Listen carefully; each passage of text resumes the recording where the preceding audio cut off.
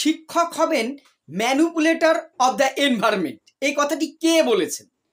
শিক্ষক হবেন ম্যানুপুলেটর of the environment, এই কথাটি বলেছেন জন ডিউই।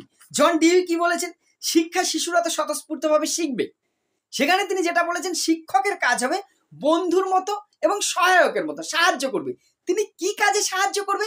না, শিক্ষক সাহায্য করবে শিক্ষার্থীকে পরিবেশ রচনা করবার জন্য।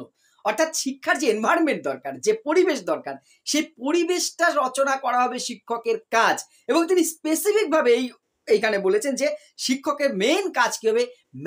ম্যানুপুলেটর অব দ্য এনভায়রনমেন্ট, অর্থাৎ পরিবেশ রচনার বা পরিবেশকে একীভূত করার একজন কারিগর হবেন শিক্ষক। তিনি জোর করে জ্ঞান দেবেন না, চাপিয়ে দেবেন না, কিছু শাসন শুধুমাত্র করবেন তা নয়, তিনি বন্ধু এবং সহায়কের ভূমিকা পালন করবেন এবং পরিবেশ রচনা করবেন। তাই জন ডিউই শিক্ষককে দেখতে চেয়েছেন ম্যানুপুলেটর অব দ্য এনভায়রনমেন্ট। আশা করি বিষয়টি মনে থাকবে। এই সংক্রান্ত এবং এসএলএসটি এডুকেশনের সমস্ত তথ্য পাওয়ার জন্য প্রাণ স্যার ইউটিউব চ্যানেলের সাথে থাকো। ধন্যবাদ।